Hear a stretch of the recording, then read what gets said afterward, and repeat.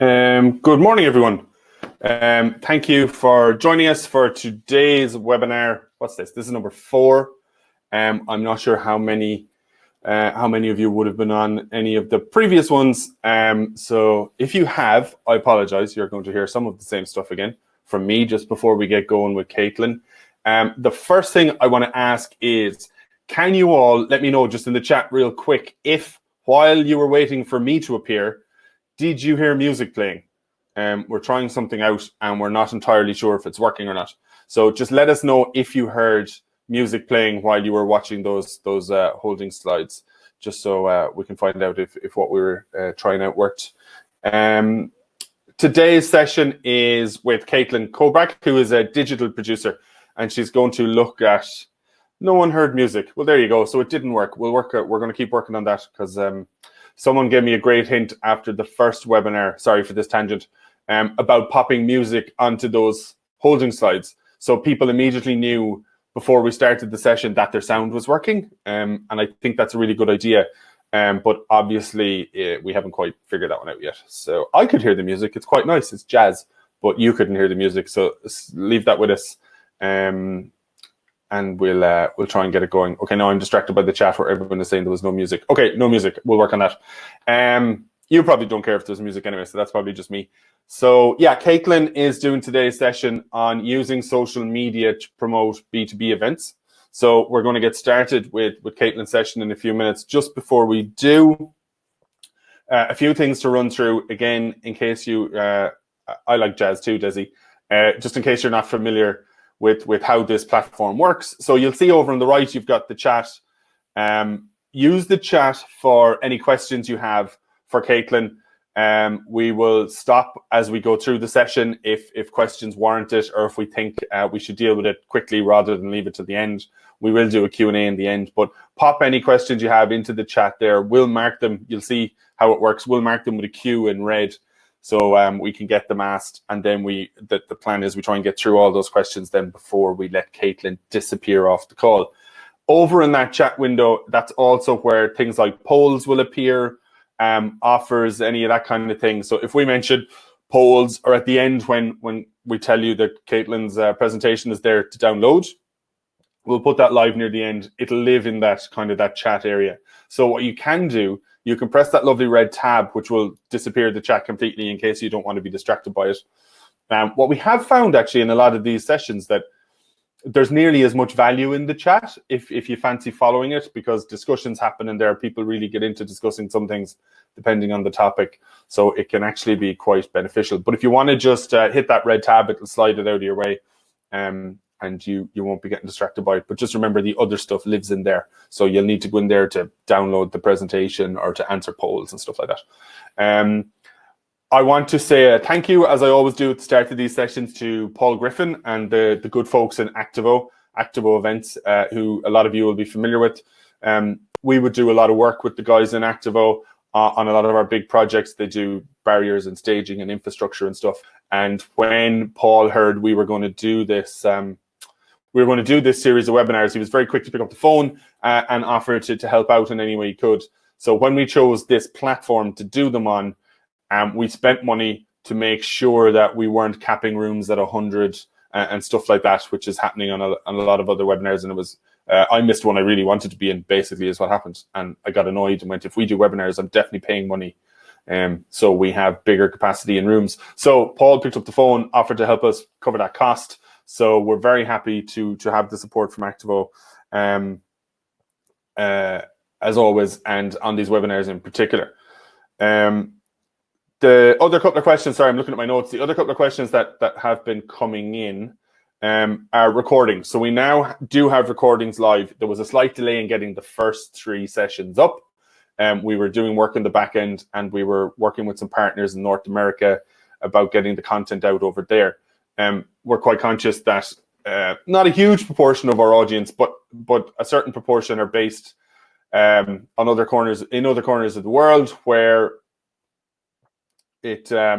Sorry, I'm just seeing Jerry. If the frame is frozen for you, just hit connect, reconnect up the top. That's a local thing rather than a delivery thing out of here. It's working fine on our end. But if it freezes, just hit, there's a reconnect button up the top there that should just refresh it for you. It takes a couple of seconds.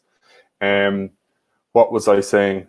Oh, recordings, yeah. So on the same page on our blog where you sign up and you click through on the graphics to whichever webinar you like, the ones that recordings, when the recordings are available, just go to the bottom of the list and you'll see the same graphic, but it will have a big red recording dot on it, and you'll be able to click on that to be taken straight to the recording for that one. So if you're registered for the event and you happen to miss it, you don't need to worry. Within a few days, you'll be emailed, specifically emailed the link to that recording. Actually, Marcin, that's a good point. There is a storm in Dublin where I'm based. So even though my signal says 100%, it could happen that that will affect things on my end. So anyone who does get a freeze frame, the reconnect button should sort it for you. And if it's a bigger problem than that, we may or may not be able to do anything because there's a little bit of a storm brewing here. I'm looking out my window, and it's quite windy. So I think that's all the housekeeping type stuff done. I want to get going with Caitlin quite quickly because you're all here to learn about social media rather than listen to me. One thing I will say, we are huge fans of social media and digital activity from a business perspective. I mean, look what we're doing now. These webinars, you can easily argue, are a good B2B vehicle for us. But in general, we're big. We pretty much don't do any advertising or marketing for our business other than through social and digital, whether that's our blog or our LinkedIn groups or LinkedIn accounts or whatever. We find it works. Now, what I will say is the beauty for us is I'm a co-director of a company. So myself and the other director, Martin, like, we don't have anyone else to answer to. So because I know in the medium to long term that engaging properly in social media and developing communities and developing connections pays off, I get to decide to do it. I understand that a lot of people in B2B situations have a C-suite, have a boss, have someone they have to convince of the value of social media, and that can make it a bit harder. So I do get that. But what I would say is, I mean, I've done talks specifically around social media where I can give the figures of the work and the value of contracts we've gotten that either came directly, and I mean directly, from social media, or were heavily influenced by it. And when we talk to clients, they go, yeah, oh, that's where I found you first. I saw your stuff on LinkedIn or I saw your stuff on Twitter, and then I sussed you out, and then I had a need for what you guys do. So social can be quite strong. It's not the scary thing a lot of people think it is. If you enjoy it, it's definitely not. If you don't enjoy it and were forced to do it by your boss or something, that's probably not very pleasant. But I'll let Caitlin get into it with you properly. I'm going to hand over to her now. Like I said, you'll have Caitlin from now on. If my head appears down there, it's probably because we have a question we're going to deal with, and Caitlin will let me know and we can talk about it. So I am going to hand over right now and enjoy the session, and I'll talk to you in a while.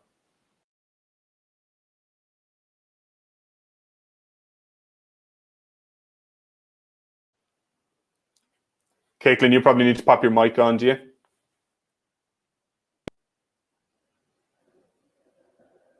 We can see you trying to talk, it's just not coming through. No, we're not hearing you yet. Tech difficulties. I wonder, is there a storm over where Caitlin is too? No, we can't hear you. This is great. Like, Caitlin and I did a test session yesterday. We did a test just before you guys came into the room, and everything worked beautifully, and we were laughing and giggling and chatting, and everything worked fine.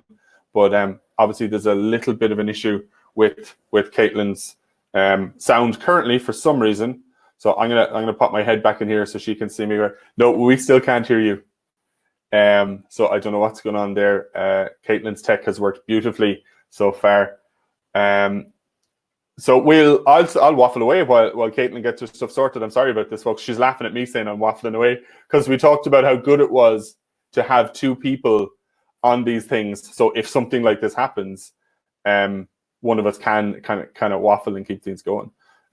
So like I said, big fans of digital and social here. We've won, I guess, a lot of awards domestically and internationally for our social work and our digital work, which is nice. It's more important for us, to be honest, that it actually leads to business for us, which it always has and it always does. It can also be a little bit alienating for people too. People know that we're kind of that we're that big on social, and we love it so much, and that we do so much on it, that it can make people who aren't into social honestly kind of shy away from us a bit, I think, from a business perspective. But we win far more than we lose, in my experience. Caitlin, no, we still can't hear you. This is like a comedy show. Caitlin, oh, she's gone out of the room. She's probably going to pop back in. Jerry, maybe Zoom tech. No, we're actually using Zoom. There's no Zoom involvement for any of this. Marcin, I know. Yeah, look, we'll try and get it sorted. I think if Caitlin comes back into the room with the link this morning, it might reset and she might be fine. Like I said, we did the test yesterday and we did a test this morning. It was perfect. So I definitely wasn't expecting this. What we can do, I guess, technology, who needs it? You're dead right, Tony. Now, in fairness, like, we've done an awful lot of tests with this platform, and all the other webinars ran well. We had an issue on Tuesday. Oh, Caitlin, you're there. Can you hear me now? Yes, we can. The magic turn it off and turn it on again thing. Kristen, sorry, I was just waffling away there talking to people in the chat. What specific? Sorry, there's one question come in there, and because I said to ask, what specific things you do to generate leads through social? Nathan, okay, this is going to sound like a wishy-washy answer. It honestly isn't, but what I will preface it with is that, like I said in my intro, I don't have a boss to convince of the value of this stuff, okay? And I fully get that. So I get to decide. I'll play the long game. And be very honest, that's what we do. We're very lucky that, like, doing the likes of these webinars, this idea comes to us, we run with it, we make it happen, we love doing them. I'm not stupid. My secondary thought, I do understand that there could be business benefit to this. We don't do it that way in the first instance. But there's obviously benefits to it. So, Nathan, to answer your question, for us, I play the long game. We genuinely engage. We try and produce resources and content that people will get use of. Maybe we'll never hear from them. Maybe they'll talk about us with colleagues and we'll be of use to them, but they'll never pay us money to work for them. We like both sides of that. There's a thing about our business where we like the idea of helping people run good, safe events without ever touching them, without ever knowing about them. So whether it's the vulnerable person wristbands that we send all around the world, or whether it's infographics that we make that help people, or honestly, whether it's these webinars. I mean, I'm not stupid. If we get 4,000 or 5,000 people on all these webinars, maybe a little business comes of that. We're lucky that we enjoy doing them. So there's immediate benefit for us anyway. So I'm not sure that really answers your question. I am, being honest, getting into a little bit more of the email marketing thing, looking at it properly, using A/B split testing on our emails and stuff like that. So I'm delving more into that, because as much as we've won awards for websites, blogs, Twitter, all that stuff, email is actually probably the most powerful lead generator you have.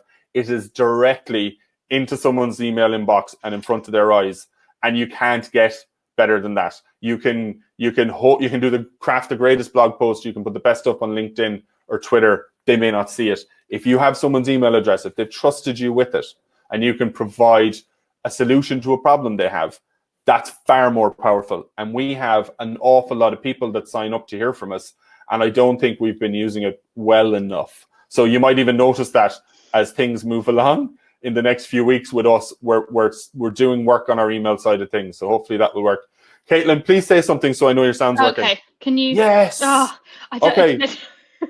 Do we know what caused that, or do we care? I think it was that my computer was on this screen for too long, and it just thought, you know what? Just froze it. Let's just not do it. Let's not jinx it, because we're good to go now. So yeah. I'm going to turn my mic and my camera off, and I'll go away. You do your thing, and like I said, I'll pop in, I'll monitor questions, and I'll pop in if it's something we should jump onto. And good luck, and hopefully sound stays working. Yeah. Okay. Thank you. Yes. Well, at least now I know that there's really nothing else that could go as dreadfully wrong as how we just started. So that's good. So yes. Hi guys. I'm Caitlin, and I'm very excited to be delivering this. I really enjoyed how everyone was saying where they were joining from. I'm delivering this from my bedroom in Croydon in South London. So, you know, very exciting. I think there were some people saying they're from New Zealand, which was pretty mad, but welcome, hi. So yes, today I'm going to be touching upon the topic of using social media to promote B2B events. And Mark has wonderfully spoken about a whole bunch of great stuff so far. He also gave you a little introduction to me. But I'm equally going to give you another introduction because I spent some time finding some pictures of myself, and this is where I get to be a little bit self-indulgent. But I'm Caitlin, and I am a digital producer. I work for an experienced brand agency called George P. Johnson. And at GPJ, we do a range of different types of events across the globe. And predominantly in the UK, we work more in the B2B and in the B2B space. And most of the clients I work with are kind of in the technology space. As a digital producer, I look after and lead on all the social media work that we do for our clients. So I'm not in charge of social for GPJ. I do it specifically for our clients and the events that they're running. Some of the clients that I work with have included Cisco, and I'll touch upon Cisco Live Europe throughout as kind of examples. I've also done stuff for IBM and some of our other clients. And I have worked at GPJ for just over 5.5 years now. I started when I graduated university in 2014, and I've been there ever since. But my role within social, I've really only been doing for about 3.5 years, and I've been leading kind of on the work for the last 2 years. But like many of you, I am an avid user of social media. When I was in secondary school, I had a Bebo account, you know, MySpace. I wrote a blog back in the day, which was aptly named Blog by Kobrak, which is why my social handles continue to be Blog by Kobrak.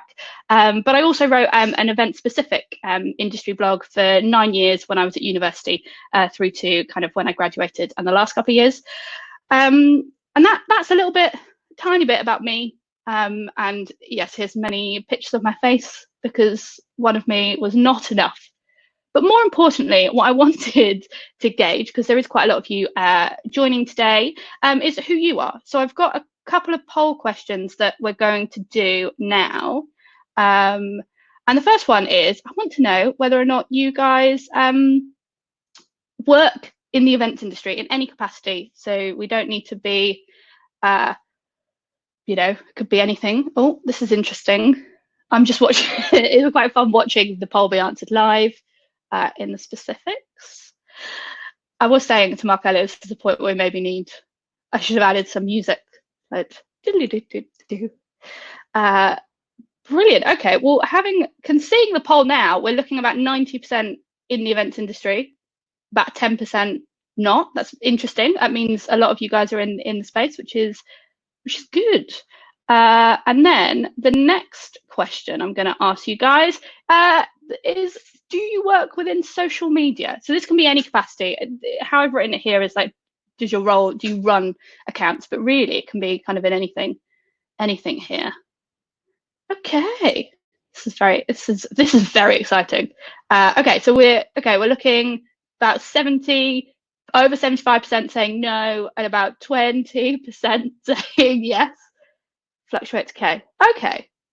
Well, that's really interesting. That helps me, I think, because what I want to make sure, and I know Mark said it before, use the chat feature, because this, and I'm glad seeing that numbers, that maybe we have more people in events and kind of less people maybe currently working in social at the moment, because this is going to be more of a top line look at stuff. So do ask your questions, and we will get around to delving more into the detail of stuff throughout. So there's 3 kind of main areas that I'm gonna answer today. The first one being the differences between marketing in the B2C and B2B marketing these types of events on social. The big question, what's the best channels to be using? And equally then, how do you create a strong engagement with these audiences? As I said, this is a very top line approach. I'm definitely sure it's useful, but that's why I'm kind of saying in the chat, we can get into the specifics of it. I'm also at this point just going to put a caveat in. I'm not discussing the specifics of paid versus organic, but we can delve into that if if it's right within kind of the question that you're asking. But this is the 3 things we're going to talk about today. And to kick it off, just to make sure that we're all kind of singing from the same hymn sheet, we're going at this from the same place, I thought it was good to just kind of clarify, what do we actually mean by B2C and B2B? We're going to go real basic at this point. What do these terminologies mean? And let's start with B2C. So B2C, we're obviously talking about business to consumer. An example of this could be a makeup brand talking to a direct buyer. My example here being Glossier talking to me as someone who's gone to their pop-ups and purchased their products. I like them as a brand and they market very well to me on social. And then when we are looking at B2B, we're talking about business to business. So a really good example of this type of element is a car manufacturer talking to a car dealership. So Tesla talking to the dealers. Dealers being car dealers, not anything else, selling their products. But I suppose the more specific area, the more interesting piece to kind of just touch upon is what the differences are between kind of a business to consumer and a business to business event. And the reason why I also think this is highly relevant is it touches upon the ways you then market these events. And I decided to Google what the internet / what the definition is of these events, because it's a long time since I was at university. And I just wanted to check. I wanted to make sure I was on the right page. And I came across an article that said that business to business events, so B2B, are like trade shows, they're exhibitors, it's all about sessions, and fundamentally it's learning, and that it's about gaining leads. So from a business perspective, they're there to gain leads, etc. On the other hand, a B2C event was described as something that's used to, it was either enhance or something around enhance the customer's experience. Enchant was the word they used. Enchant a customer or future customers. And that was all they gave. That was the only description, that B2B is a really functional element and that consumers, you get to enchant people. And I read that and I thought, that's not true. Because actually, in B2B events, you can enchant an attendee. We do it very well at Cisco Live Europe, the event that I work on. That was in January. It's to give a bit of context, it's a technology event which brings together kind of developers, IT managers to an event, 5 days learning, like real detailed learning. But alongside that, there's some amazing activations and digital experiences that people can partake in. It's a brilliant event. Go Google it afterwards. I am biased because I worked in it, but it is a brilliant event. But for me, when I read that about the enchanting bit and the fact that a B2B was clearly described as having kind of the trade show element, the sessions and the education, it really brought me back to Stylist Live. And Stylist Live is a B2C event. It's run by Stylist Magazine. It's open to the general public. And as part of their event, they have a huge section which is speakers and sessions. And actually, they also have an exhibitor space because you can meet with like small businesses, small traders who are selling their products there and then. Well, that's the same as what an exhibition space at a B2B event is. Really, to me, the answer to what are the differences between these two events, it's different business objectives. It's a very simplistic answer because the event and what you're doing, what you're delivering, and how you tell those stories is very similar. And it's because at the end of the day, and this is a theme throughout the rest of my presentation, but with everything you're doing, whether it's an event or whether it's the marketing of the event, you are interacting with and engaging with an individual, with a human, with a person. And it doesn't matter that in a business space, someone may work in IT or technology-based company or finance like that, because their interest spreads across to kind of their day-to-day engagement. Like I work in events and I work in social. I love events and I love social media. I don't just do it, Monday to Friday, 9 to 5:30. I'm part of it on the weekends, on the evenings. If I see something of interest, I'm paying attention. So it leads on, I like to think seamlessly, but this may not be as seamless as I'm thinking, to the first kind of major question that I want to answer today, which is what are the differences between marketing a B2C and a B2B event on social media? And as I said, this point of you're talking to an individual and a human is really, it's really important. But for me, there are kind of 4 key areas when we're looking at a B2B event that you need to kind of consider when it comes to social media marketing. And those are the objectives and the KPIs, the social channels that are being used by the business, the tone of voice and brand guideline documents, and then the content topics that you can kind of interject in. Now, for events, typically, when it comes to, oh, actually, okay, let's step back a second. And actually, Mark touched upon it when he was talking about the B2B kind of marketing side. Social media is just one part of the whole marketing plan. So social media is not encompassing email marketing, that's separate. It's also different from kind of website-based stuff. So your social media bit is just one part of the overall digital marketing strategy that you're going to have, whether this is you working for a brand and promoting the events alongside their other stuff, or whether you are like me and you kind of come from an agency side, helping build the kind of social media campaign for an event. You're one element in a broader spectrum of things that are going on. And that's where kind of the objectives and the KPIs become really important. And it also ties into the other channel, the other point about the channels that a business is using. So I'm going to talk about these in conjunction together, because in a B2B space, typically when we're working with a business, you may not have the luxury of having total, no, you definitely don't have the luxury of having total freedom. You are likely to be adding content to a social channel or an account which is not just specifically used to market that event. So not only is your social media only one part of the marketing of the event, but likely your post is like one element of their content calendar. It's a very small element. It's, you know, you don't get, as I said, free reign to do what you like.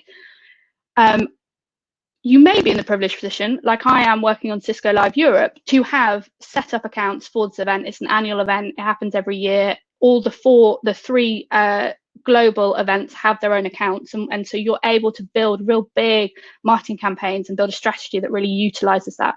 But then I work with other brands where I'm, you know, only allowed to post once, and that's it. That's the maximum amount of time that you're going to be able to create something to promote their event. But that's the good thing here is your objective is not, that one post is not needed and should not be needed to gain all that traction. Your social media marketing, again, is just one part of the broader spectrum of the marketing strategy that's going forward. But on the objectives and KPIs, there is often, I know that clients and brands want to gain the big numbers. So the big numbers are really important. They want reach and awareness. They want, and sometimes even say it, where they want to be viral. If you've ever had that in a meeting, it's a brilliant one, but they want to be viral. And the great thing with B2B is you get to come in and say, okay, well, actually, the objectives of what the audience of your event, the objectives of what we're trying to achieve, you're marketing to a very small group, a very specific group of individuals. And as such, our KPIs should be focusing on something else. So the key performance indicators for promoting a B2B event to a technology audience is unlikely to be huge reach and awareness, because actually you want good traction. You want real good people to see and share those posts. So for me, when I'm talking about KPIs and objectives with my clients, I'm like, let's look at the engagements. Let's look at what kind of comments and likes and shares we can gather, because actually if we get the right audience seeing our post and they share it with their peers and their colleagues, that's going to be really positive and actually gather the right audience to the event that we want. And when it comes to the social channels, a business may, as I kind of said, you might be able to add in elements to an already pre-established kind of business account. Equally, a business may only be on 1 or 2 social media channels. So they may have a LinkedIn profile, they may have a Twitter profile, and if you're lucky, they're going to have Facebook, they could have Instagram, but that's kind of the main ones that they're potentially going to be on. So if you're working with a client with kind of Twitter and LinkedIn as the only accounts you can work on, obviously that limits the type of reach and types of impressions and also the type of content that performs really well on those. So it's something that you have to consider in the grand schemes of it. And then again, we touch upon I'm going to touch upon kind of the tone of voice and brand guidelines. And for me, this is important because the tone of voice document obviously dictates kind of the type of copywriting that you can use, or the way that you can engage with your audience. In social, we know that it's very conversational, that it's a really relevant place to have a two-way conversation, but you may be dictated by the tone of voice and brand guidelines in whether or not you're even allowed to do that, whether or not you're even going to have the ability to build in the two-way conversation. I definitely face it with some of the clients that I've worked with in the past, where they do not have community managers. Therefore, really, they're utilizing social as a kind of as a place to just broadcast. They're not looking for the engagement, and that's tough. That can be tough to deal with, but it's not terrible. You can work around it. So tone of voice and brand guidelines also you have to consider. And then finally, the reason why I put in content topics that you can interject in is because there are often times where you, again with the tone of voice and brand guidelines, where you're really only able to comment on a very small number of things. You're not able to jump on kind of trending topics. You're not really able to play into what works best on social. And that can, again, limit what you do. An example I'd give for this is for Cisco Live Europe, for example, as my example, for Christmas, for the festive season, we do not use the term Christmas. We refer to it as Happy Holidays. Cisco is a US company, so all of our copy is written in American English, but we use Happy Holidays because not everyone celebrates Christmas, and they have a very clear kind of guidelines on what you can touch upon. So that kind of plays into, I suppose, an element of what you can interject in. I will just point out this wonderful tweet that I found the other day when I was on Twitter, is the concept, and this plays into the kind of KPIs and the objectives, but it's about like looking at a post success based on instant engagement.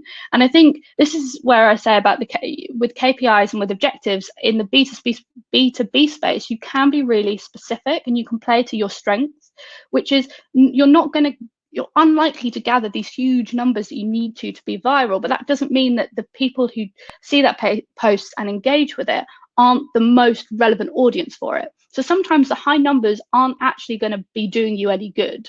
And this one I think is a really good example of that. Nicole talks about social a lot on Twitter, and she posted something which said about friends who only talk about themselves, don't engage with others unless they need something, replies like a delayed robot, how would you feel about them? Don't let that brand be your friend. She posted that, and I think she had 1 like, and then the following day had 8 retweets and 22 likes. Again, it's not huge numbers, but the people who are engaging with that content and those 8 retweets, real good. For me, I am a huge fan of shares and retweets and like comments. They are the piece. What's the word? The something I can't do it now. Damn it, we're so close. But anyway, to me, they're the best things. So they're the 4 bits that I would consider to be the elements that you, when marketing a B2B event, really need to focus on. And they are different to B2C. They're a little bit more, maybe, I can't say completely because I've never actually really worked for a B2C brand, but they're a bit more, they're giving you more constructs that you need to kind of work around. So the next thing we're gonna talk about, what are the best channels to focus on when promoting a B2B event? Well,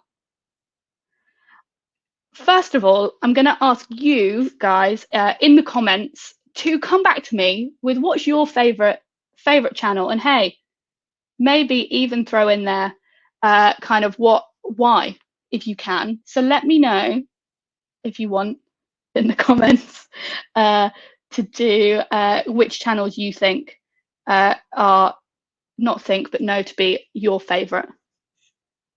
This is also where I should have hold music. Okay, cool. Okay, I've seen an answer. This makes me feel good. Okay, Ian saying Twitter because of the real time. I like it. I agree. We've got Instagram. I love an Instagram. I've got a lot of Instagram. Okay, Instagram's winning. Wow. Okay, it's all coming through now. Okay, Instagram. I like. Oh, hi. Caitlin, sorry, I should have mentioned There'll be a little bit of a delay, so there could like 5 or 6 seconds. So I was going like, to jump in and save your awkwardness, but then I was quite enjoying the awkwardness, so I left you alone. I like this. But no, as you can see, there's a short delay, but then everyone's answering questions. We're getting some great questions in, by the way, so we can do them at the end or do them whenever suits. But they're not easy questions, I'll warn you, but they're good questions. That's good. We can jump on that thing. Yeah. Okay, I'm liking this though. We've got LinkedIn. I like Alan. I think this might be private to me, but saying no cat videos. I mean, I appreciate that. What else? Instagram, LinkedIn, depends. Insta, agree. Okay, LinkedIn, wonderful. Okay, we've got a wide range. Well, that's good, because thanks guys for giving those. Because the answer, I've cheated. I feel like this is like that thing. You're like, what is it? What's the thing going to be? And I'm like, well, it really depends on your marketing strategy, and it depends on the audience. And I realise this is a cop-out. I realise that's who wants that to be the answer to the second point. But unfortunately, it is kind of true. So I personally, and I agree with a lot of the stuff in there, we had a lot of Instagram, we had a lot of LinkedIn in there. And I like how people specified the difference between personal and business. I liked it because I don't actually think it is totally true. So I agree on there are some platforms that are better suited to a B2B audience. LinkedIn is an obvious choice. We know it is a great space because it's where people go to discuss business. It's where your CV lives. It's, you're going to go and find out stuff relevant to your work. So obviously it's a great platform to be on. But I have found that platforms like Twitter equally have a very good audience for like specific areas. So like looking at the technology sector, you get a lot of developers and coders utilizing platforms like Twitter and Reddit, and obviously other places as well, but they're on those channels and they're having conversations with their peers and their colleagues. So that's a good channel if you're marketing technology to kind of engage with those areas. But equally, we have on here, we have Twitch, YouTube. Some may not consider all of these to be constituted as social channels. Reddit, Medium, I put WhatsApp in here. We've even got Facebook Messenger. Obviously, we've got TikTok, because who isn't talking about TikTok at the moment? We have Facebook and we have Snapchat. Now, I have, for Cisco Live Europe, we have a presence on Twitter, Facebook, and Instagram. We used to have, and we have a YouTube channel. We also have, we used to be utilizing Snapchat a bit. We don't really do that much anymore. And we have a LinkedIn group. All of those channels, even Snapchat, surprisingly, got us to an audience, to a specific audience, and has gathered us really good engagement. In fact, I would go as far to argue that Facebook and Instagram are actually two of the better platforms that we use in terms of the reach and impressions that we're gaining. Twitter still is the #1 place for engagements. Now, for us, when I said about the answer being it depends on the marketing strategy and it depends on the audience, is because for Cisco Live Europe, a core marketing strategy, an objective, so as part of our strategy, an objective and a goal of ours is to kind of utilize and engage with the online community. And for us, the platform that does that the best is Twitter. But equally, I have worked with clients in the past where LinkedIn is where they're based. I really hate to be that person that says it like that this really doesn't have an answer, but it is, unfortunately, it isn't. There's not one out of all these that's going to work 100% and be the place that you need to be on. From a perspective of someone who works in the space, what I will works in social media, what I will say is really important is actually being aware of and utilizing all of these platforms, because there are elements from TikTok that can be applied or engaged with to create fantastic content that then you utilize on the platforms that your brand or your client is actually already on. So we've definitely done stuff in the past. We've played around with things like, we hugely find Instagram stories when the event is live and happening for Cisco Live Europe to be amazing. It's such a great space, and we get good questions, and it's great to see kind of people sharing that content on there. So Instagram stories is nice, and again, you learn stuff from all of the different platforms. I'm assuming now, Mark, we have a relevant question. Yeah, no, it's really interesting because you made the comment that like who isn't talking about TikTok at the minute? Yeah. We've had a number of questions come in, Okay. generally around like the likes of YouTube, Pinterest, TikTok. Can they be used for B2B? But specifically then around TikTok, and like someone legit, how can you use TikTok for B2B? And I think lots of people feel that way and would ask that question. And unfortunately, I think B, the answer is be creative and try stuff. I've said to Caitlin already, I'm nowhere near TikTok. I haven't looked at TikTok. I don't even like this from an onomatopoeic perspective, a language. I don't even like the sound of the word TikTok. So like I have an aversion to it. I don't know what it is. I don't know what it does. I'm probably not going to investigate it for our B2B.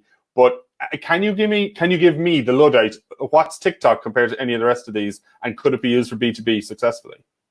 Well, it's an interesting one. So TikTok is it much different to the other brand? It's most similar, I would say, to Instagram in elements of what they do. So people are obviously posting short form video content, be it 15 seconds or 60 seconds. And typically it involves, most content involves music or some sound element over it. So whether it's someone, I was going to say lip syncing, but they may be lip wording to something that someone else has already said before. This is a really bad example, and I feel like I need to like pull up a TikTok video to really explain that one.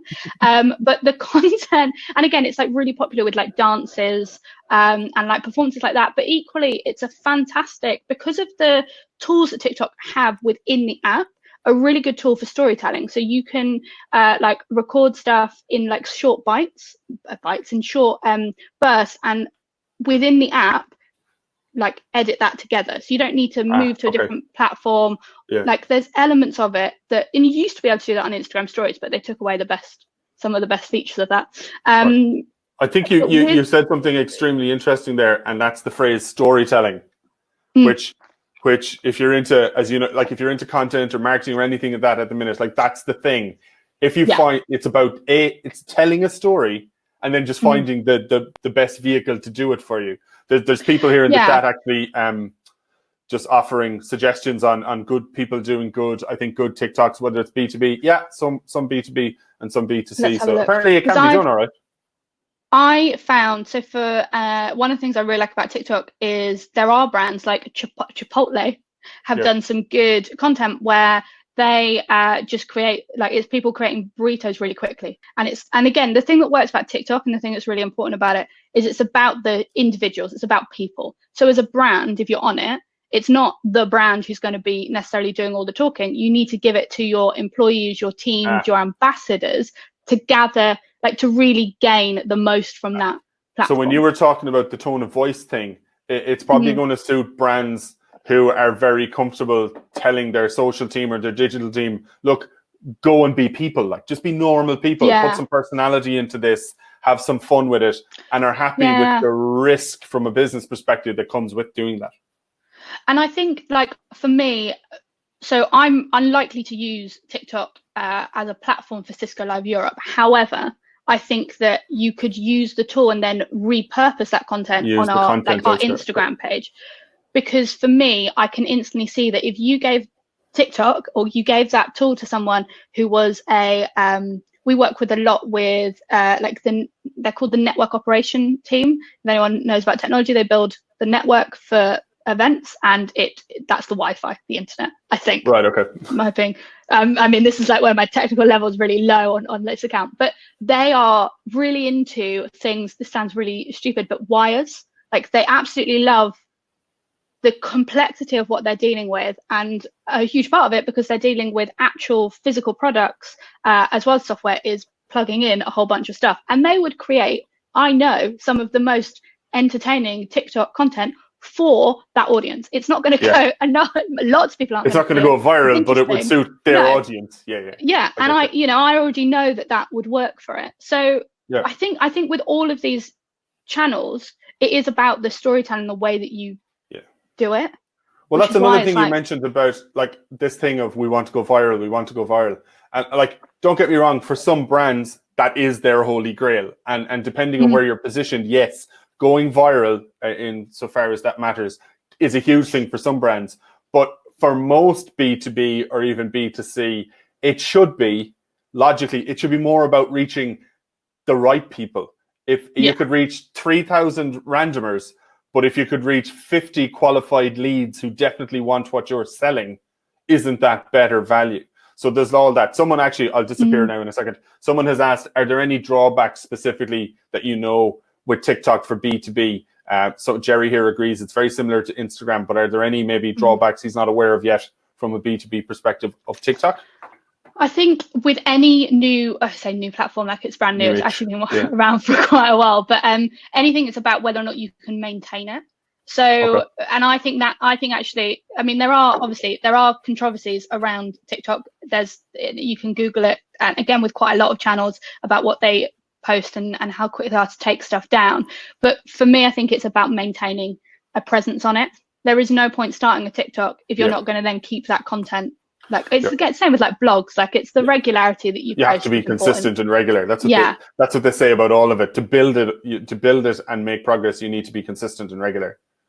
But I think you can take, and this is where, and I would touch upon it again in a couple of slides, but I think this is where you can take elements of how these channels do stuff and apply that to your pre-established kind of social channels that you're using. I think you can experiment with stuff by kind of noting what works well in other areas.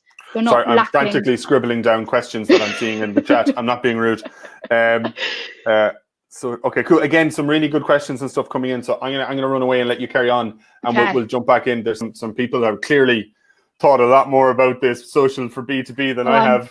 I'm very excited for this. Okay. Cool. I'm gonna. So we've kind of discussed this. We can obviously come back to it in a sec. So we'll go to the final question, which is what do you need to create strong social media engagement with a B2B audience? There are three key areas for me that I think are highly important to focus on. The obvious, and the first is great content. I mean, it's clear, it's simple. There's not really much else I can say about this other than it is really important that this is kind of your key component when it comes to the posts you do. I put two examples in here.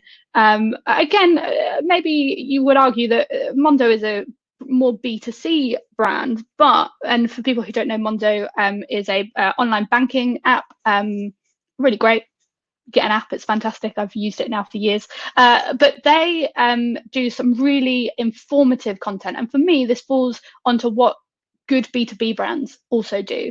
So this one is like about basically it's a thread, a Twitter thread, and I think it was something like 10 or 15 tweets, all about if you saw this text, which is a scam text, how can you make sure that you know it's a scam? Because again, they then go into detail about the website and like the link of the website. It looks like it's coming from HMRC, etc. Really good piece of content. The numbers here, and you can see it. This was, I mean, I picked this up last week, but you know, you're just shy of 200 retweets, and you're just over 400 likes. It's not viral, but my God, is that content relevant and interesting and impactful? And I retweeted it because for me, this was like, that's something that's relevant to me. We've all got scammed at some point, right? And then the other example here is like the power of formatting. This is a specific marketing one, and it has like ad one about everyone's scans, just keep it light and suck them in. You don't even need to read the rest. And ad two is this. It even starts saying, I feel sorry for this ad. It's well written, lots of short sentences all flowing into each other, but unfortunately you're reading it second, or perhaps not at all. So it just kind of talks about the detail. And for me, when we talk about great content, obviously the main objective for anything on social is you want to stop people scrolling. I mean, that's simple enough, right? You want to stop people scrolling so they'll interject with what you've written and hopefully take the call to action that you're applying to it.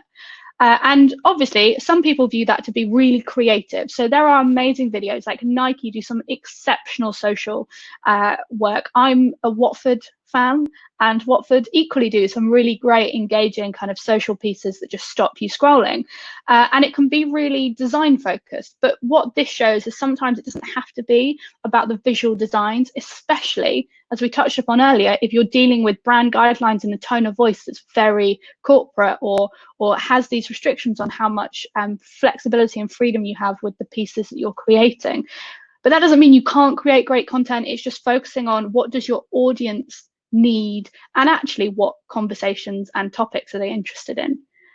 The second one is community management, and this plays into the idea of understanding who your audience are and what they're engaged with, what they're interested in. Now, community management, I use this as a term, but this is, for me, this is the replying to people as a standard thing. So like, you know, when your train is late, I mean, not that anyone's been getting on any trains recently, but when your train's late or you're complaining and you're sent a tweet to Thameslink or TfL or Southern Rail being like, my train's not turned up or I'm stuck here, and you get that kind of really awkward reply from someone that works in their social team. That's an element of community management. But in a more detailed space, community management is about really getting to know your audience. So jumping into the following people that have attended your event, seeing who they engage with, looking at the actual conversations or tweets that they post or Instagram elements that they share, like really getting into who these people are. Now, again, this is a tweet from two people who work in social media, and Jen said about like genuinely respecting and appreciating your brand's audience is a huge competitive advantage. It makes social fun. And then we have a wonderful reply saying it's why they love community management, because it's more about facilitating conversations and it's great to see people collaborate. I talked about how I work for Cisco Live Europe, and I think in that last, when we were talking to Mark about the fact that I can vaguely explain what like the network operation team do, I in no way have any technical understanding. I'm not someone who works in technology, even with a title like digital producer. I'm not great at that, and I don't ever pretend to have the answers for it, but I am so interested in what these people engage in and the conversation they have. And actually you can pick similarities. Like I've seen wonderful conversations about promoting education within within their area, and I can relate to that, to work I do outside, to stuff I do outside of work, and so I might not understand the intricacies of it, but I can gather kind of the top line of it. And community management for me really is such, I think it's an area that can be missed, especially when in B2B, when you're not the part of the brand. So when you're coming in from the side, I don't think necessarily we're given enough time to really delve into where the audience are or what people are talking about. But it really helps with community management, really helps with building real concrete strategy and engaging content. And it's also a fantastic tool to bolster up likes. If you're lucky enough to be working in or for a brand that has channels dedicated to your events, input community management, make that part of your role, get in there, reply back to people, have conversations, be there so that you can really soak in who your audience are. And then the final one is your knowledge. And what I mean about this is likely I haven't looked at the chat yet, but when it comes to the questions, we may not agree 100% on everything we're talking about. And the thing is, I think that you need to feel fully comfortable in your understanding of social media and how stuff works to have an opinion. Basically, your opinion matters. You and I, as people who work within social media, social media managers, may not 100% agree on the tactics we take into play. But as long as you know that where you're coming from it is a place of like understanding and knowledge, then I think it's a really good thing. An example here is Matthew talks about the more you brand something, the more it looks like an ad, the more on social media it looks like an ad, and the less people are willing to share it. And Spencer followed up and said that actually, brands are trying to act like people and people are trying to act like brands. And whilst he agrees on some elements, he says if you don't have any branding, then it's just a great video, great piece of content, and there's no association. Now, I really agree with Spencer's point. Like, I think that if you're posting something and your objective is to get things shared, then it needs to, when that post is taken away from your channel and where it clearly states the brand and everything, that people are going to see that and know it comes from you, because otherwise it is just a really cool viral picture, but no one's going to associate with you. What do you gain? Nothing. There's no traction. And then again, this other one is about using a hashtag. Like when you use a hashtag to join a conversation, it's a networking tactic. When you use it to join a community, it's a communication tactic. And when you use it to join an actual event, it's an amplification tactic. But when you use hashtags to try and stretch your reach, it's spam. I completely agree with this. I view event hashtags as a huge important factor. I think you should have one pretty much in anything, and you should promote it really clearly. I think they're great. I do not agree with adding hashtags just that are relevant to the topic just so more people will see it, because I personally think, and it kind of agrees with Jane's thing, and with all, like, with good branding, with good content, as long as you have good content, hopefully the right audience are going to see it. And if it's not getting a lot of traction, jump in, do some community management and start to feed it in that way. Have conversations with people, turn it from being something that has been pushed out and turn it into a two-way conversation. So in answering all of these conversations, we've touched upon kind of what the differences are between B2B and B2C in terms of the different things to consider. So that's objectives, KPIs, it's the social challenge your brand is on or your client's on, it's the tone of voice and the tone of voice and brand guidelines, and then also what topics you're maybe allowed to touch upon. Tried to answer the question of where's the best place to be and what channel you should be using. And unfortunately, it's a very broad answer. It really doesn't matter. Not that it doesn't matter. It does matter. It's not going to be all of them. It's not a clear cut, here's the place to be, don't go anywhere else. In fact, really, you should be understanding all of the different tools that are out there, all the different platforms, and then again, utilize them to your benefit. And then when it comes to kind of the final thing about how do you create engaging content, for me it's a three-step process, right? It comes from your own personal knowledge and understanding. It then comes from really getting to delve into the community, the people you're trying to target. And I don't just mean what are the audience interested in, so what's if you're marketing an event, what that audience are, but think about it from that audience who are actively using social, what are they interested in? Because again, there might be a difference between that. You may not be doing an audience that is even on much social media. And then finally, it comes down to good content. And good content is as simple as decent storytelling and understanding what you're trying to do. And it is obviously about nice visuals, but that's not the be end and end all. So that is how you can use social media to promote your B2B events. And thank you. Well, thank you. We've loads of questions. I will. And loads of stuff that I know is hard to answer. And again, there may not be 100% answers for. One thing I want to jump on quite quickly, because I found that really interesting. Your last slide was about the hashtag thing. And I'm not going to lie, you've made me think now. Because again, we're very active on social. We would tend to use hashtag event safety, hashtag crowd safety, like really regularly to engage people following those hashtags and interested in that. But now you have me, that tweet has me thinking about should we or should we not? And then it has me thinking when you're trying to start the conversation. So if you're the one trying to instigate a particular conversation, is that different then? And do you, like, is that legit then to use the hashtags in that person's opinion? I'm wondering. Okay. I think what it is that, and you definitely see it, and I'm not, again, and maybe some of the stuff I say, I realize now, I'm not meaning this, I'm not saying that like it's wrong. There's not a clear cut, like, don't do it. But when you look at, like, Instagram, for example, I think is a good example of this, where people will be like, oh, I've designed some art. And they'll be like, hashtag flower, hashtag plant, hashtag, and it's everything. And it's like, look, like, calm down. But I think there's a relevance. So again, like, I do it quite a bit for event first steps, which I do on the side. I'm using hashtag event profs a lot because, again, I know like who we want to target in that space. But I think it's about limiting it, because otherwise I think people do just, if there's too many hashtags, I think people discount it. But I also think that if it's a clear hashtag to a clear audience, then that's slightly different. Quite specific. Yeah, I get you. Actually, not, maybe like, I just looked at that and read it and listened to you and went, oh, Jesus, do I have to rethink everything? But you're right. There's a difference between 40 hashtags of my painting, flower, sun, house, do you get me? Versus something very specific. Yeah. There's a very interesting, and this we did not set this up, folks, right? But I'm going to tell you a little story now.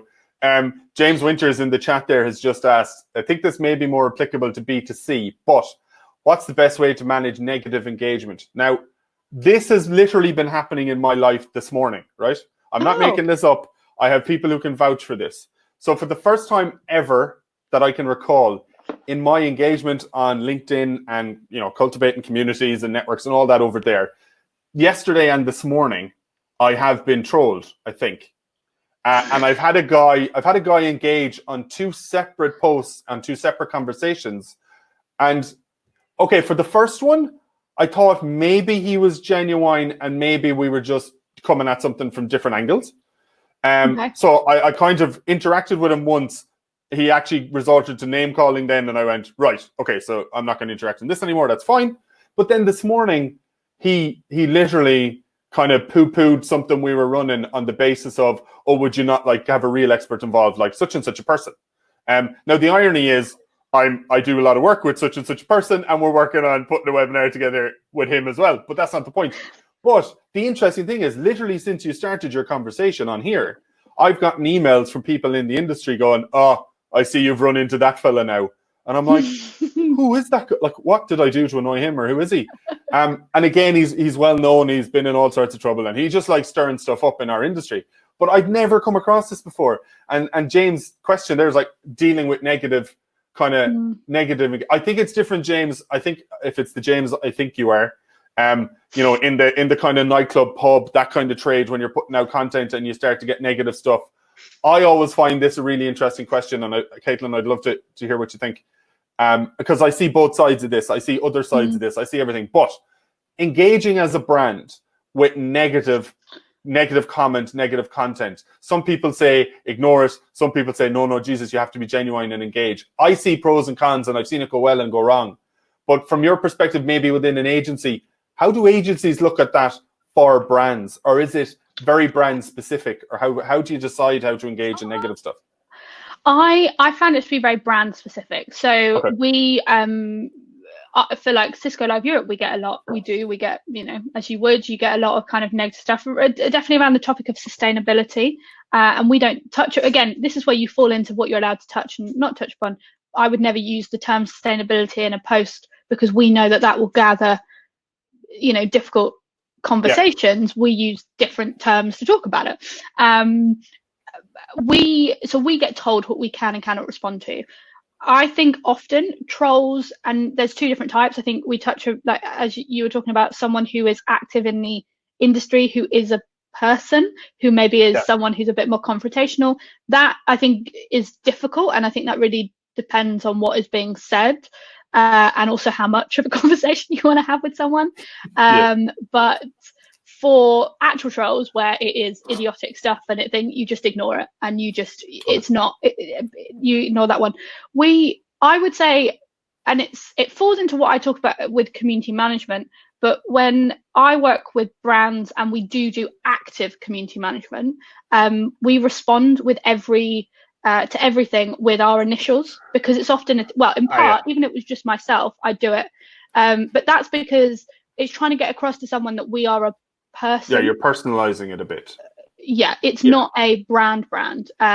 So yeah, it's that. I mean, I'd say slightly ignore it, but I think it depends on what's being said as well, because sometimes it's just something that is that's been put up and that it's more negative not to reply to, because that's gathering a lot of traction. Then I think it's about pushing back and saying, okay, there needs to be a brand answer to this. And often a client will have could have, and sometimes it does fall into it, they may have legal elements involved, so you're limited.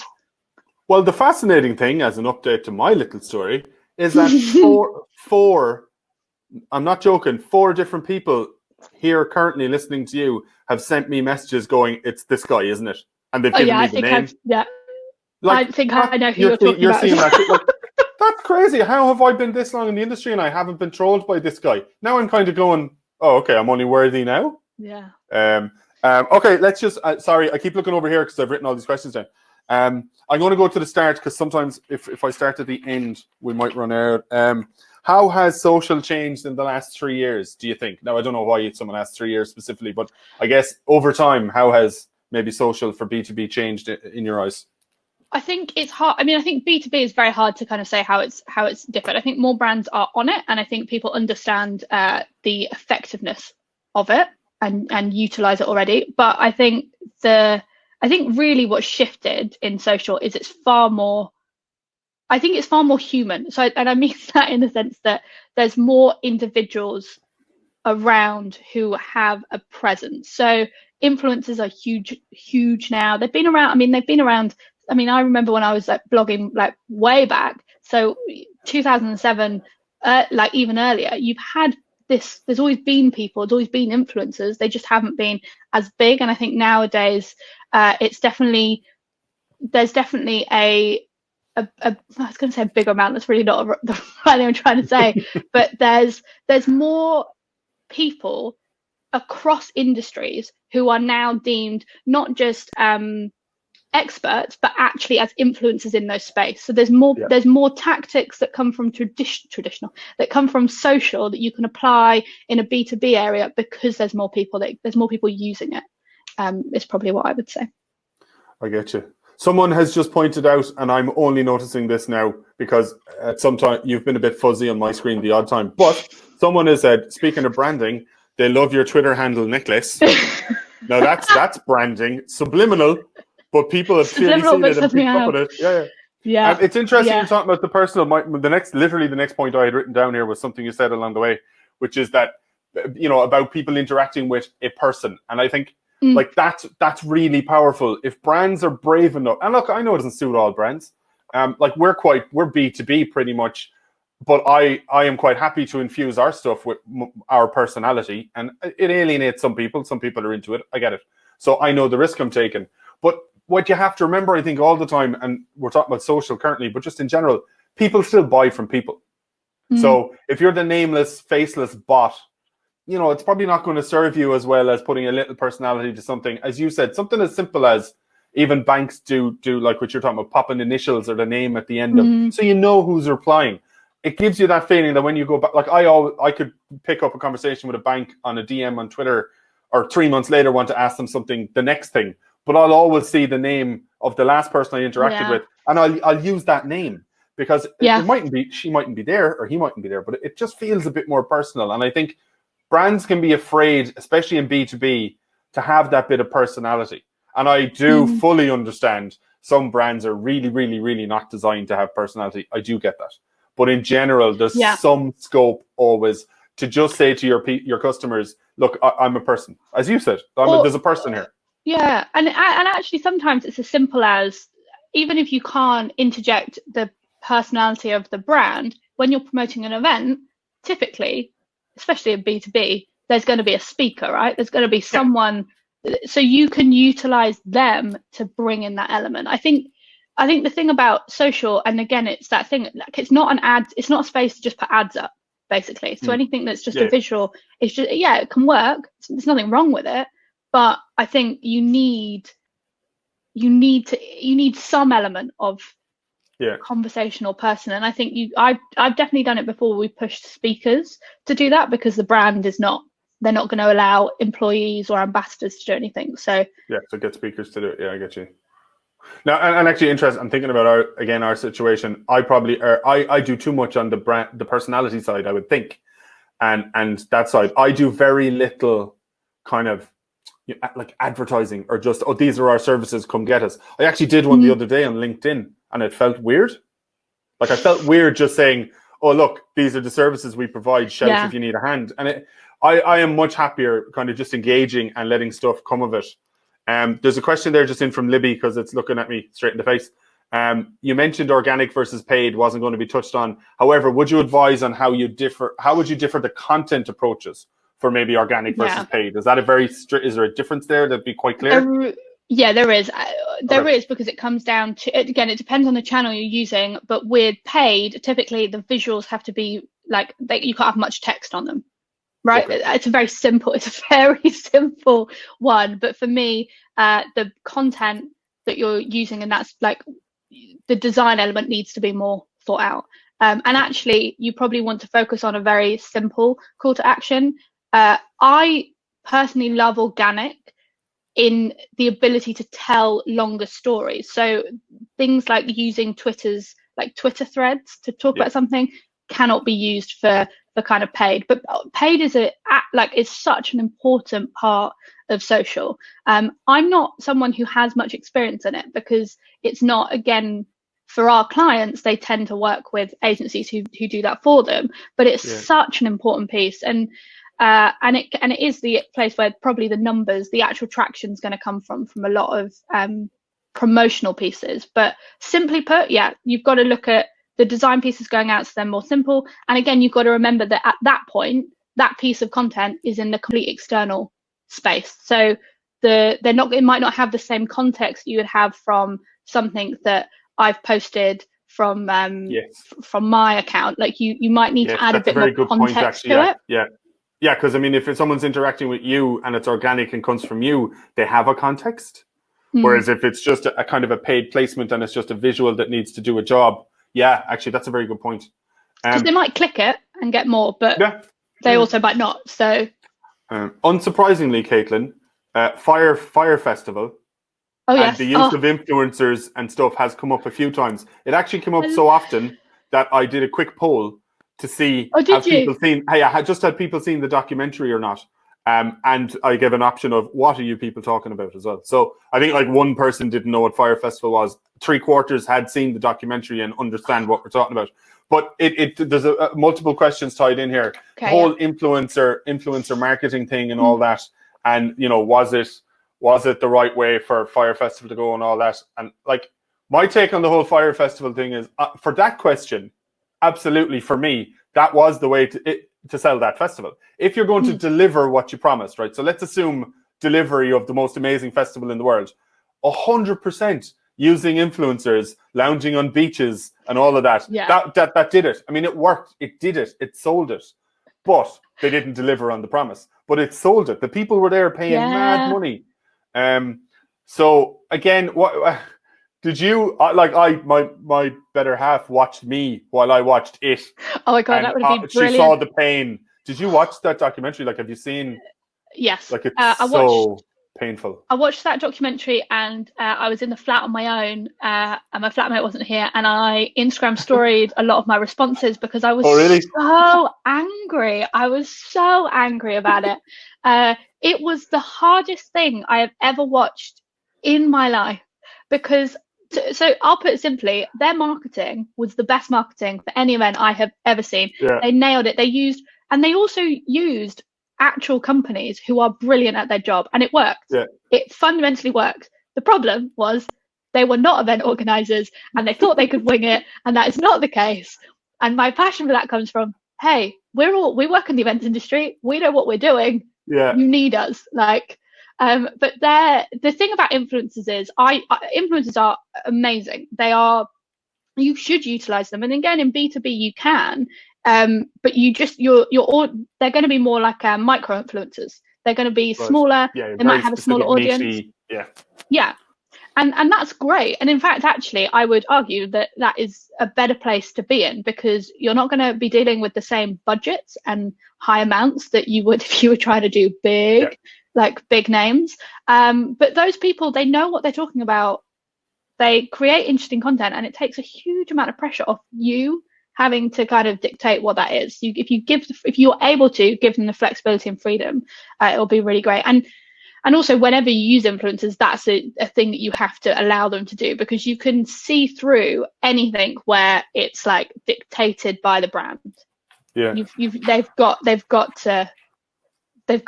give them that. And we use them for it wasn't us. So Cisco Live Europe didn't do it, but Cisco utilize influencers for all their different events, and they brought people over, and they talk about the event on their own channels, and again, we had nothing to do with it. We didn't engage. It comes from, because again, Cisco as a corporate company, they have their own marketing teams that deal with different stuff, and so they brought them along for the event, and it was amazing. You see really great conversations and them sharing aspects of the event that, you know, to their audiences who may not have already connected with us. So that was great to see.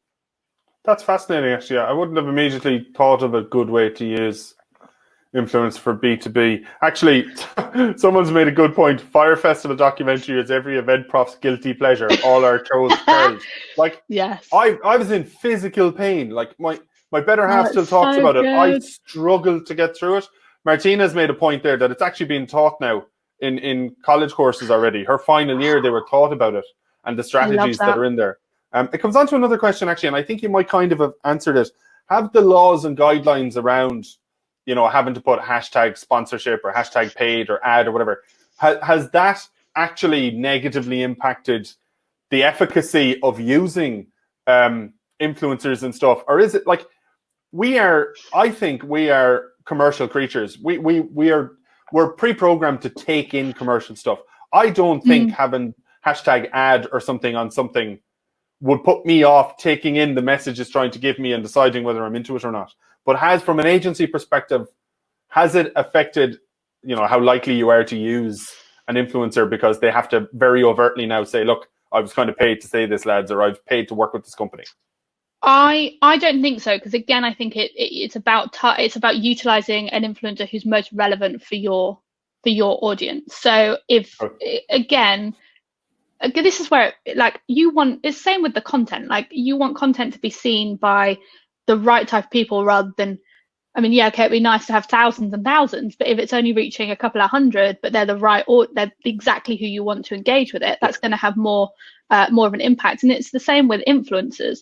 I mean, I think in when you look at it from a B2B area, it probably doesn't have an impact at all, because they're likely to only take on stuff that's relevant for them, right? Their whole integrity of them as an individual be based on the expertise and the things that they're delivering, more so than actually in the consumer space, because you could use a multiple range of mascaras and it doesn't matter. You could lie and say, I use this one brand, and you never have, you just get paid. Whereas in B2B, I think you're tied to something. I've seen a really interesting thing that some influencers do that I think is a brilliant form of them keeping the trust of their audience, and it not being, and it shows, I think, the respect of what they've then worked on for the ad piece, which is especially on Instagram stories, where they'll put, okay, this next section is an ad. So this next bit, by the way, I'm going to be talking now about this thing. It's an ad, and it's like an ad break element that they do. So they'll be like, okay, time for an ad break, but it's done really nicely. And the reason why a lot of them have done it is so they can distinguish between when they recommend stuff that they use, but equally when they're like, no, this is a paid partnership, or this is something. And it's not diminishing that they don't care about that partnership that they've got. It's just being clear with their audience. Yeah. And I think that's a really good one. Cool. Though I like what Megan said about it does make you question it, and I do agree. You can at times then be like, is this, are they being true? But I think often, if it's the right type of person, again, if it's someone that you're interested in, and you're from the other side, if you're the audience that influences talking to, if you actually are interested in what they have to say, then I think you can gather when you can see when someone's sincere or not. Cool. Someone asked, is there a social, I guess they mean a social posting timeline you'd suggest, or is it really case by case, or are there key things you need to include as rules? Are there rules around that, or is it really case to case, client, which platforms they use, how often their audience wants to be engaged with? Yeah. There's no document you share for every client and go, here's how you post. No, I would say no, there isn't, unfortunately, because again, it depends on if you have the ability to post more often than not. There are things that I would say don't do, which is if you have, and this definitely hits upon on people that I do work with who I know do this, but again, they're slightly dictated to. But I hope they're watching. But it's I like if you have the freedom to have an account that is only about that event. Yeah. Don't post on it multiple, more than twice or three times a day. Keep it, especially, and I should say, I'm clarifying here, Twitter, don't go mad just because you can, don't. I've seen accounts that will post 8-9 times in one day, but the content is repetitive as well. And that's the difference. You've got to keep those 3 messages pretty, don't repost something multiple times in the same day. Random down people's throats. You just want to put them out there and let them. Yeah. I mean, we have to do it. I personally, some of the stuff that we've got to share does mean that we're then posting multiple times across the day. And again, it's different when the event is live. We're very active then, but that's a completely different strategy that we focus on the week before and the week of the event. But ideally, you want to be playing to the strengths of those platforms rather than what you're being told needs to go out. That's where I think you do have to push back sometimes. You're allowed. That's where that point around the knowledge, like you're key. So if you think actually this is too many times, and you can back it up with a bit of data, which is, well, actually the times of day that people are on these channels is X, Y, and Z, then you can start to limit how often. Once again, data to the rescue. Yes. You've kind of maybe answered the next question about someone had asked, do you use the same content across all channels and like use Hootsuite or similar to do it? Or do you really need to tailor content per channel? Ideally, you would tailor per channel. But again, sometimes it's not possible. So, I mean, I don't, for some of our accounts, no, we just use the same, but obviously different designs, like, you know, utilize like at least different sizes for images. Yeah, at least do that. But no, sometimes, and also if you're like, again, simple things, don't post anything on Instagram where you still have the link which no one can click, like little like send it, but you can use the same content if you have the time. And this is where it plays into it. It depends how much time you are given to work on the accounts, because if you could have a strong amount of time to focus on the community management, that would then help you gear in different content for different channels. You'd maybe still be touching on the same topic, but it would maybe be written slightly differently, or you'll be utilizing maybe user generated pieces on some area, and that's where you can get a bit more specified. Well, that's interesting actually, because the question just came in from Libby there, and it's, if your team has limited time, which everyone does, to manage an account on Facebook, how much should you allocate to it as a minimum? Interesting. It depends what you're trying to do. If you're I only have Facebook because I need it for clients. Like, I cannot stand it as a tool, but I go on it. I probably go on our Facebook every day just to check in, see if there's any questions, and I post for clients on an external platform. So I don't post natively in the channel. I schedule things. So I probably go on it. I mean, there isn't really an ideal time, because it depends what you're having to do, but I drop in once a day if need be. Like, it's really. You really don't like Facebook, do you? No, I do, because I do like it, because there's a group where the building of flats I live in have a Facebook group, and I absolutely love reading what people post in it. But I'm not using it as a tool. I don't know if that just in case anyone asks, the tool that I use is called Sprinkler. It's a paid for platform, so that because that's from the client's perspective. Obviously, Hootsuite, TweetDeck are ones that you can use that are free, and then there's a whole range of like paid ones. And again, Emma's question: which tool do you feel is the best other than Hootsuite? I mean, they're all kind of the same, really. I personally don't have a favorite. I just get told what to use. I am on the fence. Yeah, like it's not. I think they all have pros, but they all have flaws. They're not perfect. I personally think that for community management, that needs to be done natively. Like, you need to dedicate time to do that, because that's where you actually gather what people are saying. All those tools are great for bringing information in, but to actually deep dives are really quite difficult. No, it's fascinating. Actually, you made the point that there are great tools. None of them are perfect. They all have some flaws. And I was having this discussion with someone earlier this morning about how we chose Webinar Jam for the webinars, and it was literally the same thing. It does a load of things brilliantly, which are important to me, and then there's just some stupid shit going on, and there's some flaws. But the other ones we looked at basically had more flaws. They didn't do what we needed as much. But you'll never get, and I've never encountered it. It doesn't exist. The tool that does literally everything you need perfectly just doesn't exist. Like, we use Hootsuite and Buffer for different two different purposes, I suppose. Hootsuite for going across channel quickly, and Buffer for the scheduling mainly. I just find them better at different things. But again, I pay a couple of quid for them. But like, there's no ideal solution. I guess with social, what a lot of people think is someone has a list of all the best tools for every function, and I just need to go find it. And I guess, because I've been looking for that myself many years ago, it doesn't really exist in some respects. You can take advice from other people. Someone will point you towards a tool that may do what you need it to do. A year later, you might find one that you think does what you actually need better. Like some of them are better for having multiple people in the one account, you know? Yeah. Some of them allow that team thing that's really important. And for me, if I'm the only one doing social, I don't need that. Yeah. And I think an area, something that, and no one ever told, actually, I still don't have an answer to it, but an area that I think I really struggle with is collecting data, right? So like, and I know I haven't really touched upon it at all, but obviously looking at how your posts are performing, what type of engagement they're getting.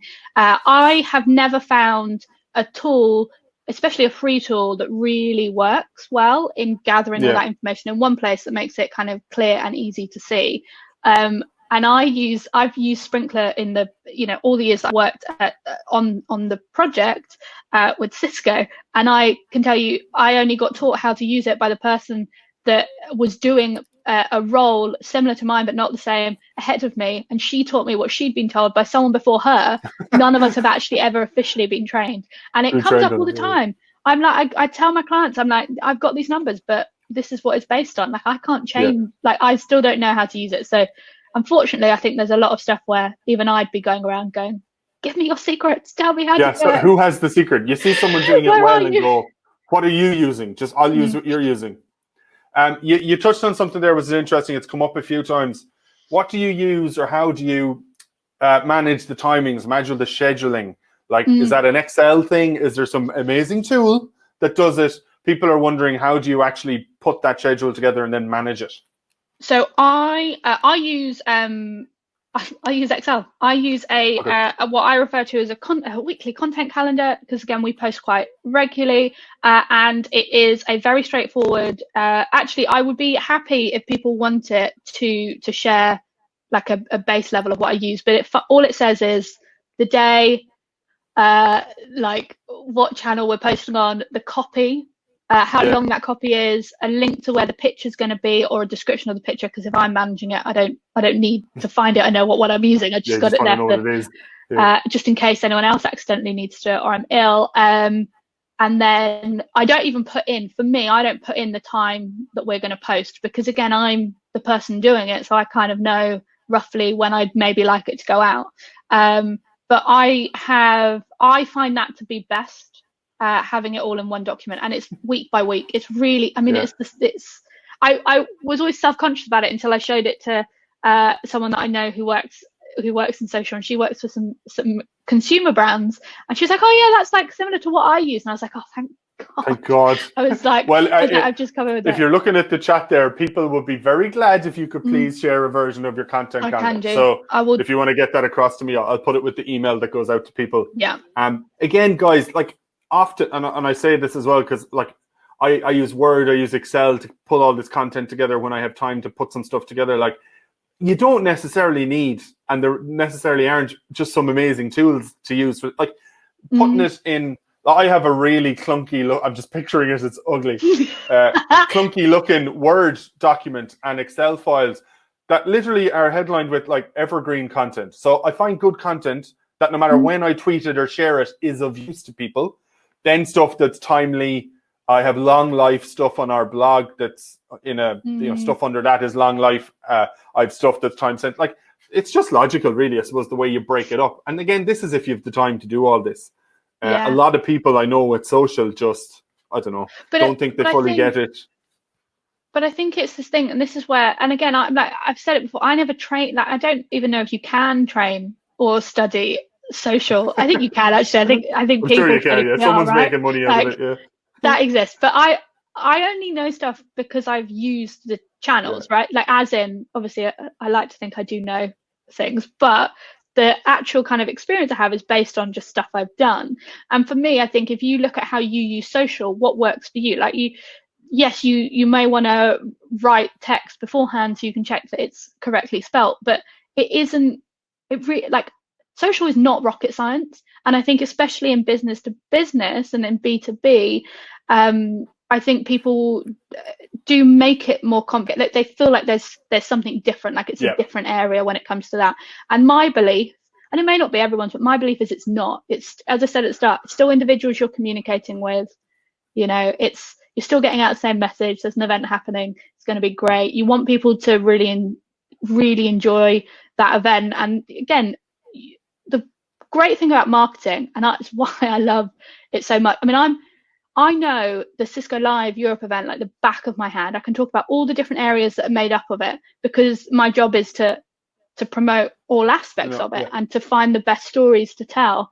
And I find that to be such, and I mean, it isn't always, but most of the time, it's such an exciting thing to get to work on. Even when I am having to write copy, like registrations open, come along, like, you know, so it's not a complicated space.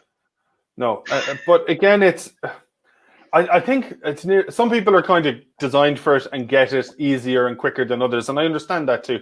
Like, we were only a couple of years in business and we're winning awards for content, blah blah blah blah blah. We went to an awards show, and a competitor of ours got so drunk that he literally came up to me and he said, "Dude, like, we're just copying all your social stuff because it works for you." And I know him; he's a nice man, but he literally went, "Cause it works for you." And sober, a long time later, we had a conversation around it, and I went, "Dude, like, it does work for me, but that does not mean it works for you." And I said, like, I was able to point out some of his stuff that I thought was really good that we never did. So I was like, "You say you're copying us, but where'd you get that from? That's really solid." Like, so that wouldn't work in our tone of voice, I don't think. But like, some people are just looking to find the answers elsewhere. And I know this is trite and it sounds silly, but just try some stuff and see do people like it. And if they do, they do. If they don't, they don't. You've generally not lost a lot if you put some content out there, or there's my daughter waving at me in the window. Or if you take an approach that doesn't quite yield results. And speaking of results, there's something I want to hit on. I think people are afraid I'm not going to, because it's come up a couple of times and I definitely want to get your opinion on it. Have you, like, from the point of view of reporting back to clients, we touched on it with data and, you know, what reach and all that kind of stuff. Someone straight up asked this, so I'll straight up ask it because these aren't my words. But like, pretty much often clients don't know what the fuck they want. They don't know what they're looking for. They don't know what a good result is.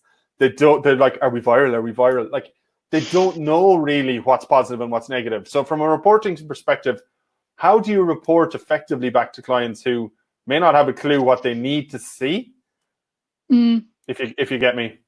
Yeah, so I think it always comes from earlier on in the process. So as in at the start of whatever conversation or whatever you're involved in, getting them to confirm what they think their KPIs are, and if they don't have them, you can say, that's fine, we'll work on some numbers for you.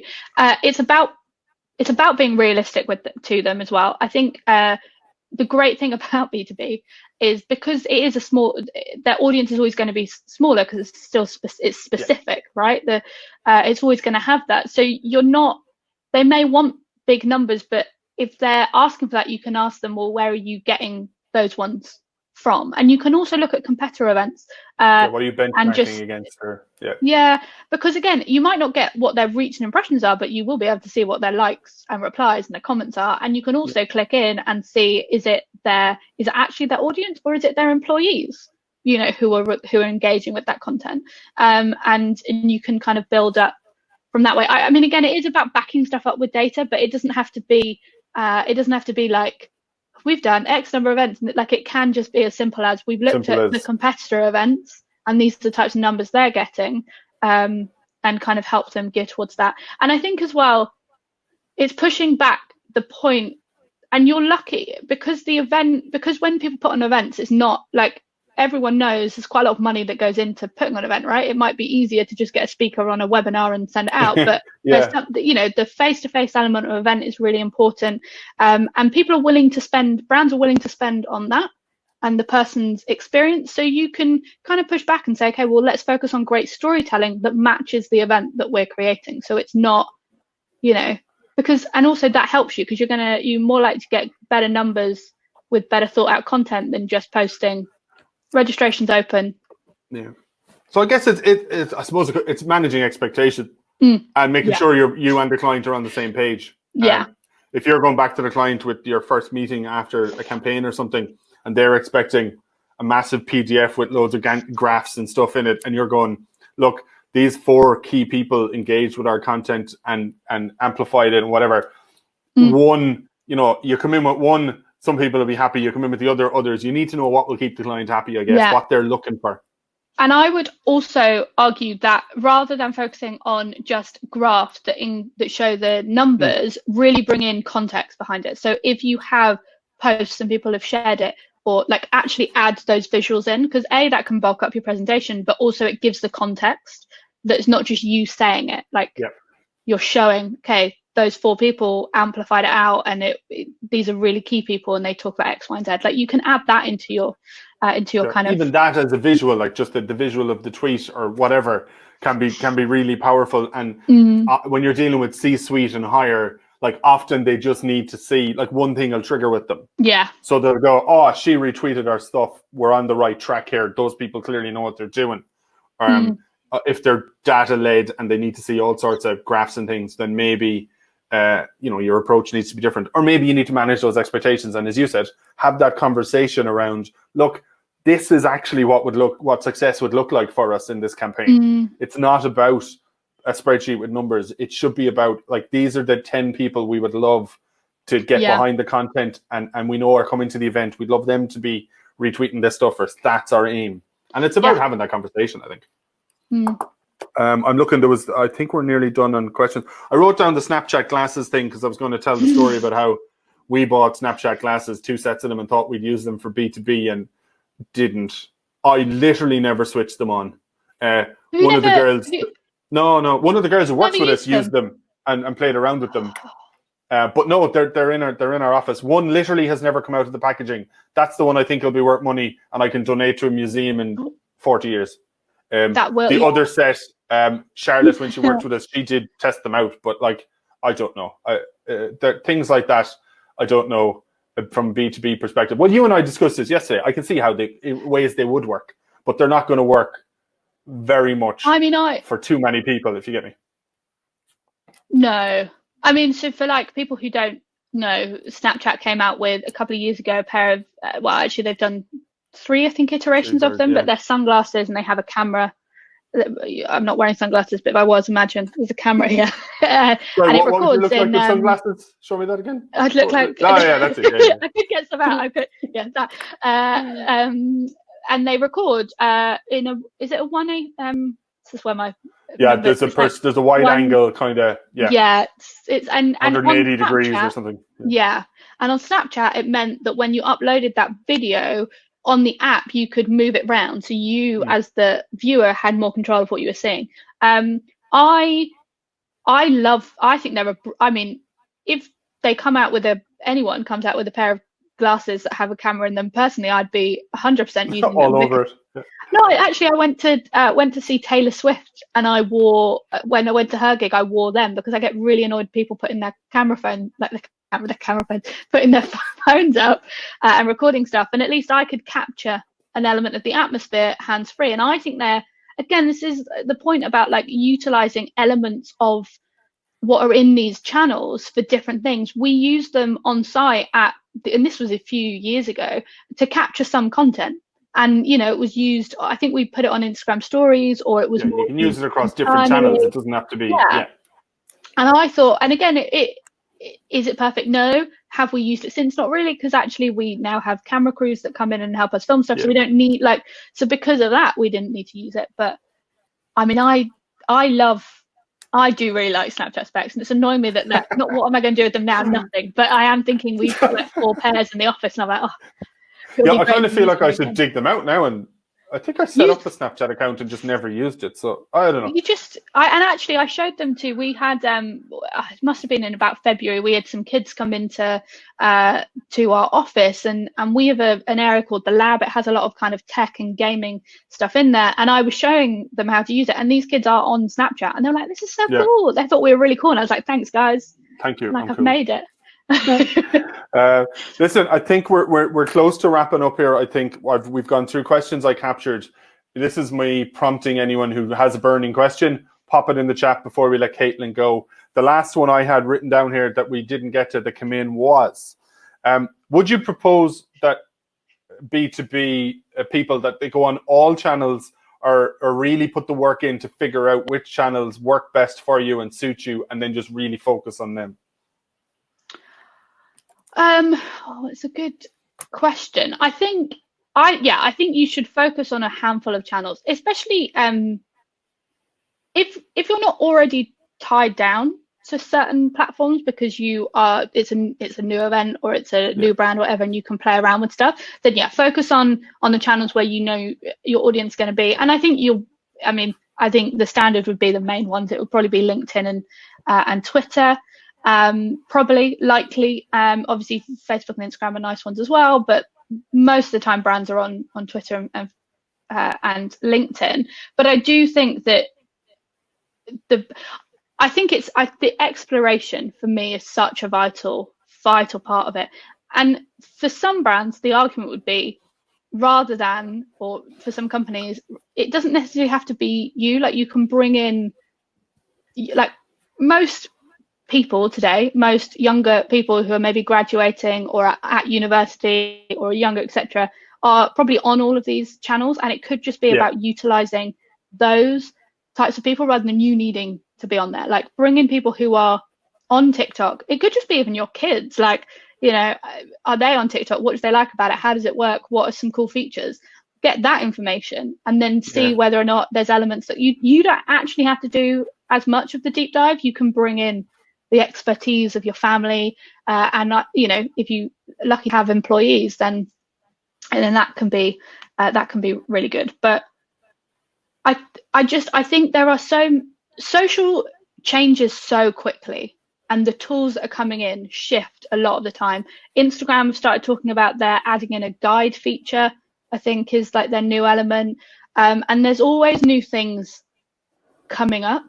I do not think in B2B, I think with B2B, we have a luxury of a bit more time.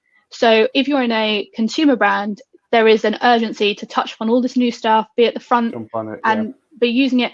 But I don't think we need to in B2B, because what's the benefit really? Like, it's good to be obviously an early adopter, but you don't need to rush into stuff. You have a bit more time to just see how stuff works and actually understand because again, same with any kind of experience you create, fundamentally it's about picking out the core components that you are looking at, like the objectives, what you're trying to do, what story you're trying to tell, and then you go back and it's about the tools that you use.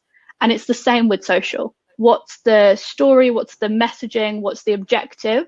And then what tools then can we use to do that? What's the best way? Because again, on like Twitter, I mean, there's amazing different things. Like, with just doing Twitter threads, we're doing moments from events, like highlighting everything that anyone posts in a Twitter moment is really successful. Obviously, there's videos, there's retweeting, like there's so many within each platform. But you shouldn't start there. So should come from the content backwards. Really. No, I get you. And a couple of people have made the point in the chat that social can be really daunting. And I guess for me, that would be my last piece of advice is, if social's not your thing, don't be doing the social. Like, find someone, get some help. As you said, find a staff member who'll happily do it as part of their job or whatever. Like, social, if you're not into it, it comes across. And if it's just kind of forced, and if it's just formulaic and stuff, that comes across too. So you're wasting your time at that stage.